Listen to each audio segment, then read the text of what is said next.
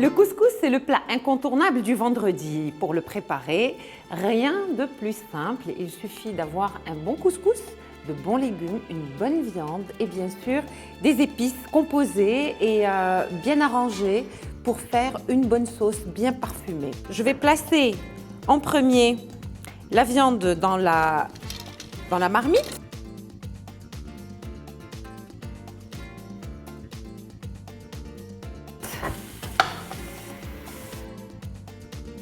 J'aime bien le couscous avec une belle sauce bien rouge.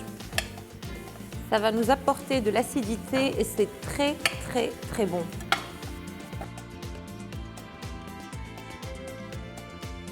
On n'émince pas trop l'oignon. Il faut quand même garder de gros morceaux parce que ça va passer beaucoup de temps sur le feu. Je récupère l'oignon et la tomate et je les rajoute dans la marmite.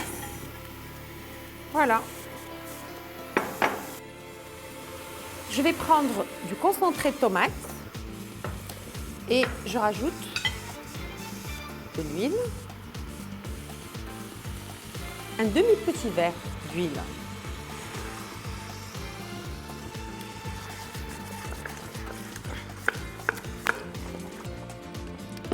Là, je vais mettre les épices pour le couscous.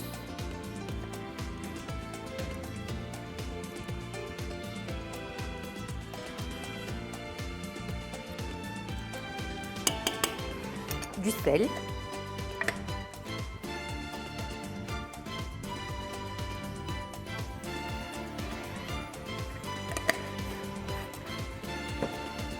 Un joli bouquet de coriandre. Moi, personnellement, j'aime mettre un peu plus de coriandre que de persil parce que la coriandre, ça parfume pas mal.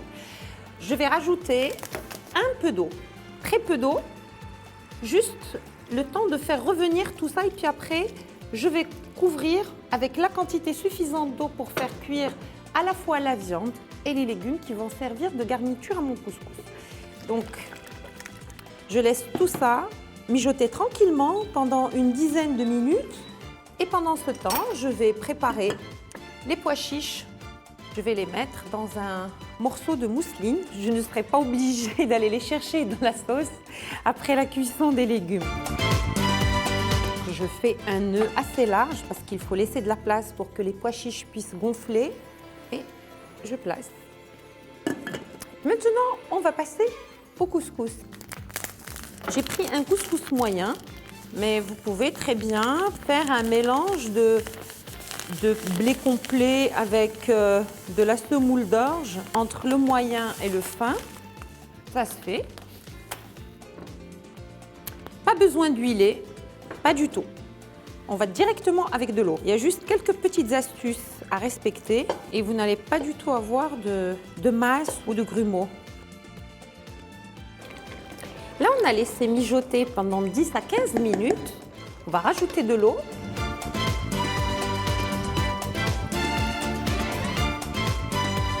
Qu'est-ce que nous avons ici? J'ai du chou, j'ai des navets, deux types de navets, le navet jaune, le navet blanc, j'ai de la carotte et de la citrouille. Je vais commencer par le chou parce que le chou prend beaucoup plus de temps que le reste des légumes.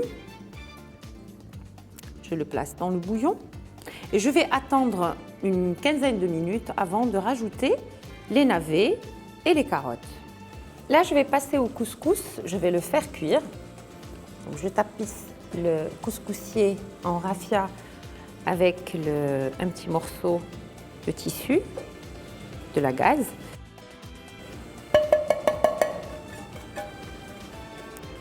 Je vais faire cuire le couscous à la vapeur pendant 20 à 25 minutes. C'est-à-dire qu'il va falloir attendre que la vapeur commence à s'échapper à travers le couscous et compter 15 minutes avant de le retirer. On va encore l'humecter avec de l'eau, mais avant de l'humecter avec de l'eau, il faut qu'on l'arrose avec un tout petit peu d'huile. On va enduire le couscous avec de l'huile et puis on va bien travailler juste avec une fourchette ou au doigt et on va arroser avec de l'eau. On va laisser absorber et refroidir avant de recommencer la cuisson à la vapeur. Et comme j'ai expliqué en début d'émission, cette opération, il faut la refaire 3 fois.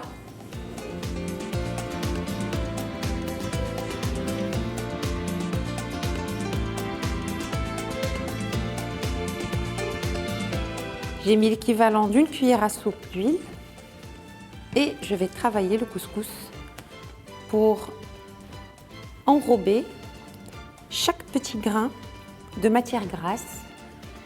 Regardez maintenant ce que je vais faire. Je vais saler de l'eau froide.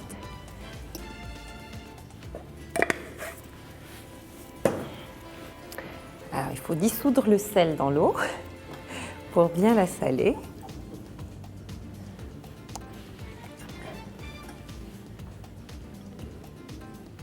On va arroser.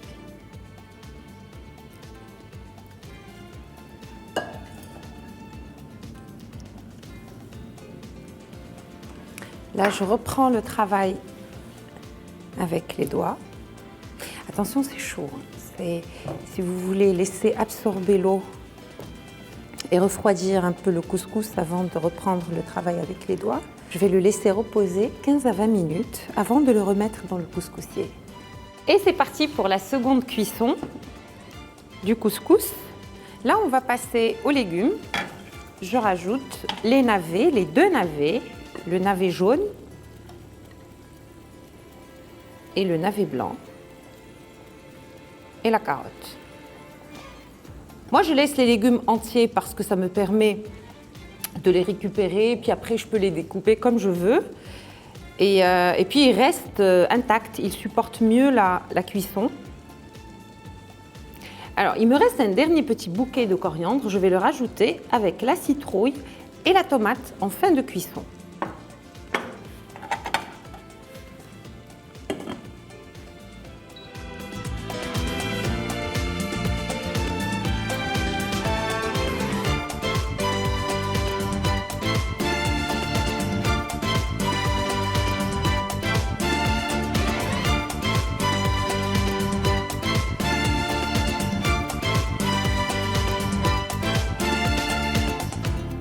Le couscous est cuit, on va le récupérer.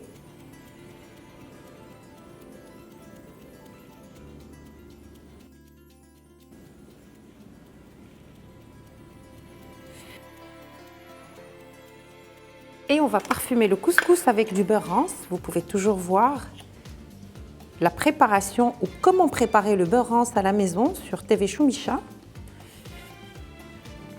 On en met un tout petit peu, juste pour parfumer. Et je vais essayer de travailler le couscous pour parfumer chaque grain avec le beurre rance. Sinon, vous pouvez le remplacer par de l'huile d'olive. Une chose très importante, c'est qu'il ne faut pas faire refroidir le couscous. Autrement, il ne va pas absorber la sauce, il ne va pas absorber le jus. Donc, il est important de l'arroser, de le servir et de le dresser très, très chaud, je dirais même brûlant.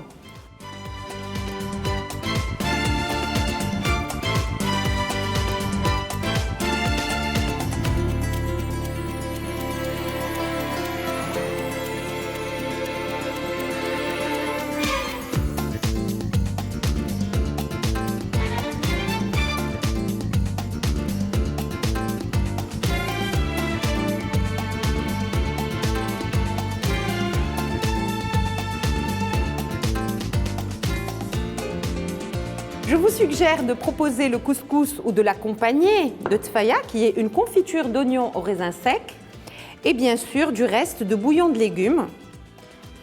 Voilà, j'ai fini et je vous souhaite un excellent appétit.